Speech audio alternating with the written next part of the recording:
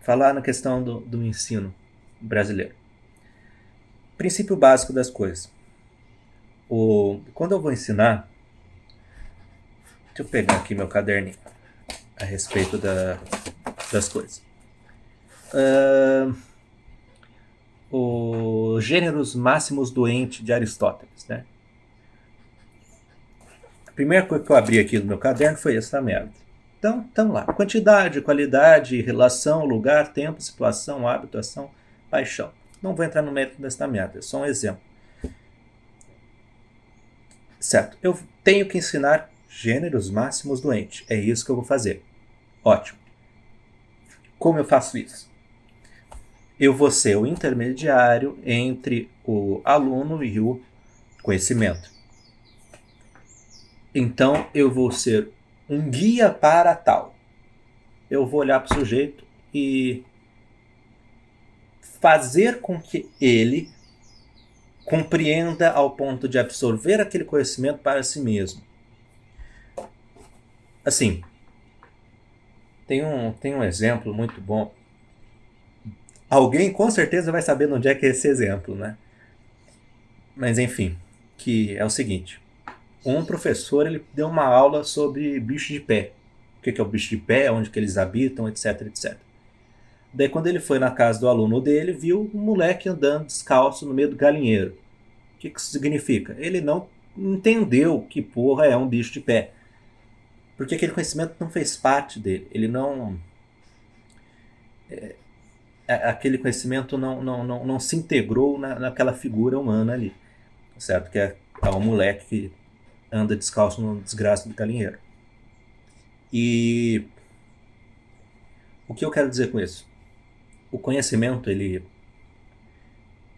é compreendido ao ponto que ele se torna íntegro dentro daquele indivíduo.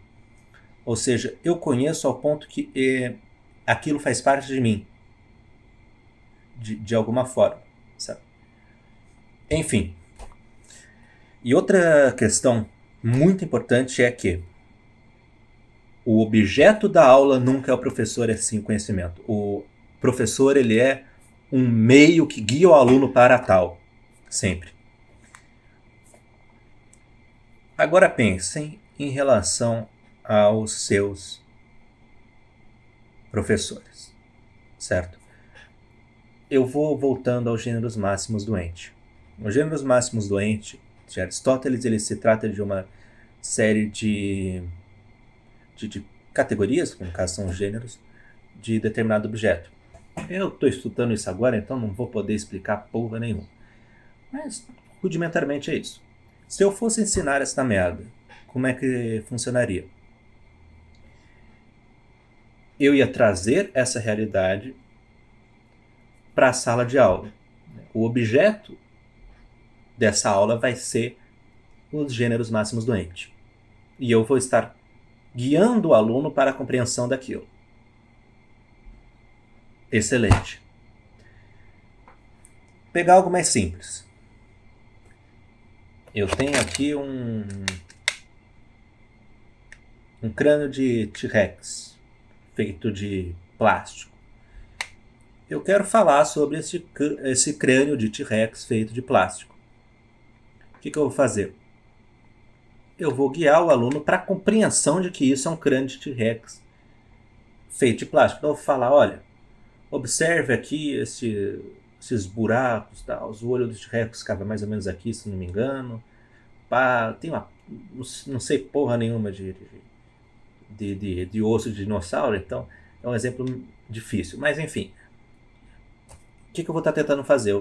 Esse é o objeto concreto da aula, vai ser o crânio de T-Rex. Como é que eu transmito ele para o aluno? Como é que eu faço a compreensão dele e ir para o aluno? Esse é o porquê das coisas sempre dentro de uma aula. Certo? Então, esse é o objeto do conhecimento e eu vou tentar fazer com que o aluno seja guiado a ele. Certo? E ao passo que o entendimento de que isso daqui é um crânio de T-Rex feito de plástico for integrado dentro da figura do aluno, meu trabalho vai ter sido bem feito. Agora, novamente, pensem nos seus professores. No final das contas, todos os professores eles estão mais preocupados com o próprio ego, né? Ou pelo menos a maioria deles. No Brasil isso é algo muito claro. Eu não sei como é que funciona fora do mundo, mas no Brasil é um fenômeno assim maravilhoso, né? O Lima Barreto, que é um grande escritor que a gente teve, e como a grande maioria dos grandes escritores está morto, né? Ele escreveu a respeito disso, né? Ele, o Machado de Assis, todos os grandes escritores, eles sempre tratam dessa, dessa, dessa questão do ego, que é uma, uma parte integral da sociedade brasileira, né?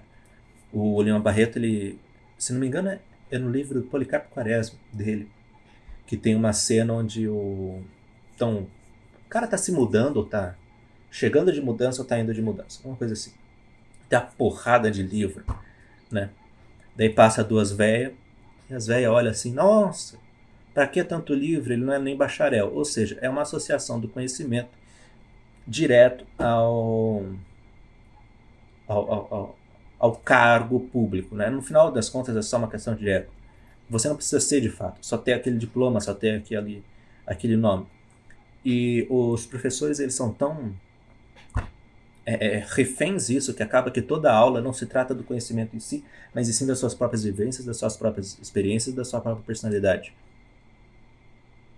Então acaba que ele não quer guiá-los para a compreensão de que isto é uma caveira de dinossauro de plástico, mas sim ele quer mostrar para vocês que ele sabe disso e vocês não sabem. É isso. E ele tem métodos inovadores para explicar que isso é uma caveira de dinossauro feita de plástico. Eles vão dar essa desgraça para vocês lamber, para vocês cheirar, sei lá, vão fazer escultura de argila do negócio, os caralho. No final das contas, todo esse tipo de carnaval se refere muito mais a um exercer do próprio ego, né? A punheta de ego, do que uma tentativa direta de você ter o entendimento do objeto em si. Então, a maior parte das aulas, assim, seja em absolutamente qualquer lugar, tem a ver mais com isso. Com a questão do ego do professor. Não é à toa que ideologia é algo tão presente, porque ideologia é muito uma questão de ego. É algo como, eu estou certo, você está errado. Não há um guia para o conhecimento. E se há um guia, é um guia para você acreditar em algo que o professor quer que você acredite. Não é uma questão de conhecimento, é uma questão de crença. Por exemplo, eles não vão te ensinar... Tira o rabo da frente, Clezinho. Eles não vão te ensinar Marx, eles vão te ensinar que Marx estava certo. É muito distinto uma coisa da outra. Entende? É muito distinto. Tem que ficar com um olho aqui, outro ali, porque a gata tá andando no meio dos meus pincéis. Se ela começa a mastigar eles, ela estraga as cerdas. Pronto. Enfim. É pincéis, né? Eu fiz o plural errado do negócio. Mas enfim. No final das contas, a maior parte das aulas ela se trata de ego do professor. E dele tentar transmitir esse ego para vocês. No caso, eu estou certo, olhe como eu sou bonito, olhe como eu sou virtuoso, sejam como eu. Por quê? Porque eu voto em político X, eu penso Y coisas, e é isso aí, por favor, sejam como eu, porque eu sou foda. Né? Olha, meu filho, nenhum ser humano é exemplo de porra nenhuma, além de pouquíssimas coisas. Né? Por exemplo, o Machado de Assis ele é um baita de escritor, ele não é exemplo disso, mas ele supostamente meteu chifre no outro cara lá, ele teve um filho, meteu um filho na barriga da mulher de outro homem, compreendeu? Supostamente. Todo ser humano é um sujeito com uma parcela de miséria e cretinice ali sempre presente, então nunca é exemplo de porra nenhuma. Mas os professores eles insistem nisso exatamente por conta dessa questão de autoridade.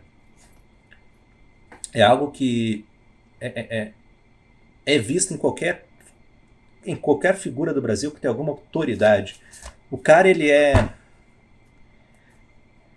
dirige o ônibus que você tá. Ele se acha no direito de tudo. É um exemplo meio estapafúrdia, mas enfim, é um exemplo. E exatamente por conta dele estar num nível acima de você, ele se acha no direito de discutir as questões mais profundas da humanidade, sem ter estudado porra nenhuma. Enfim, e ficar só o nariz que o trem tá feio aqui. Um gato passa para um lado, passa para o outro. Continuando. É tudo uma questão de ego.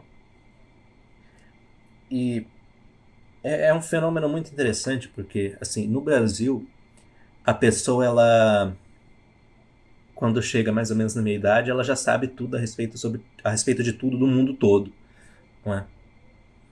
E ela se julga capaz de julgar as questões mais profundas da história da humanidade, etc, etc, com base no próprio umbigo. E assim, eu não sou tão pretensioso, não é? Eu não vou dar opiniões, somente relatos. Meu compromisso maior é esse. E se eu for falar de alguma coisa, eu vou falar de alguma coisa que eu li. Por exemplo, estou lendo Carta ao Pai do Kafka. Se um dia eu terminar esse livro aqui, eu falo a respeito dele. Não vou falar a respeito da... Não vou fazer um julgamento moral do Kafka. Eu não conheci o cara, pô. Não é coitado do homem. Entretanto, os nossos professores fazem isso. Sabe? Por exemplo, tem um caso curioso que quase todo professor, ou a maioria dos professores que eu tenho que envolvem literatura ou português, eles desprezam o Vinícius de Moraes. Por que cargas d'água vão desprezar o Vinícius de Moraes? Eu não sei. Tá certo? Assim, tudo bem você desprezar o Winston Churchill, a Dama de Ferro, sabe? Essas figuras políticas que de fato têm assim questões muito, muito, muito mais claras a respeito da sua posição negativa ou positiva do mundo. Mas o Vinícius de Moraes... ele era um poeta de merda. Bom, mas poetas muito bons reconheceram ele como um bom poeta. Mas os poemas dele se tratam só sobre amor. E você não gosta disso. Excelente. Não significa que ele seja um poeta de merda. Sabe? Tem poesias que eu não gosto. Porra. Eu não vou falar que é uma merda. E se eu falar que é uma merda, eu vou tentar ter alguma coisa para justificar isso. Seja porque eu acho o cara muito superficial ou qualquer outra coisa do gênero. Sabe? Mas essa revolta em relação ao Vinícius de Moraes é um exemplo muito interessante disso. Porque os maiores argumentos que eu já ouvi em relação a isso ele só fala de amor. Sabe? Ele é muito amoroso, ele é muito superficial. Ou seja, não é uma questão de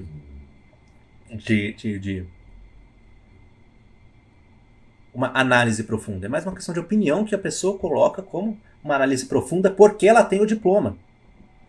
Então, eu vou pegar, sei lá, pensar em... Tá, vamos supor que tem um poeta que ele escreve só sobre coisas supérfluas. Ele só fala sobre o próprio corpo, ele só fala sobre o dia que ele tropeçou na rua e tal. Não é um poeta do cotidiano, que nem o Carlos Drummond de Andrade, quando vivia lá em Minas. Se bem que eu não sei se era o poeta do cotidiano, mas foda-se, o exemplo é esse. Ele escrevia sobre os trenzinhos dele lá em Minas, tal, bonitinho, tá.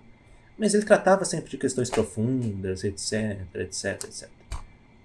Mas se eu tenho um filho da puta, com todo respeito ao sujeito, não existe, mas com todo respeito, que ele só escreve sobre a dor de barriga que ele teve no dia anterior, daí eu vou falar, bom, esse sujeito é um sujeito que ele é um poeta ruim. Mas ele é um poeta ruim exatamente porque ele não alcança dentro da poesia dele nada mais elevado que a sua própria dor de barriga ou do seu tropeço. é muito diferente do novo Carlos Drummond de Andrade com aquela coisa da pedra. Tem uma pedra no meio do caminho, no meio do caminho tem uma pedra. Toda a desgraçada da pedra tem um simbolismo ali, tem uma questão profunda e tal. Agora, se eu tenho um cara choramingando por causa da desgraçada da dor de barriga dele, isso não é boa nenhuma. Certo? Então, eu tenho uma argumentação aí mais bem formulada em relação a esse poeta. Esse suposto poeta, né? Não existe esse filho da puta. Porque eu acho ele um poeta medíocre por conta disso. Em relação ao Vinícius de Moraes, eu acho o poeta um poeta ruim porque ele fala de romance. Então você acredita que o Vinícius de Moraes é um poeta ruim só por isso? Sim, é basicamente essa conversa que eu tive. Foi maravilhoso.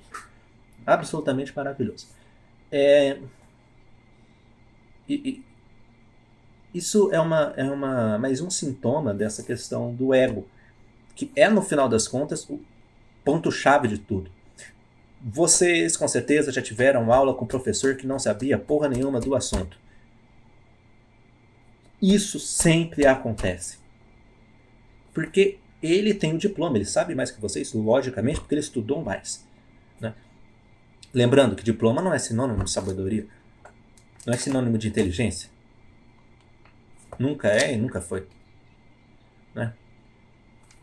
Conclusão, os professores brasileiros são tudo louco, alguns são bons, outros são uma merda, como em todo lugar do mundo, e é isso aí.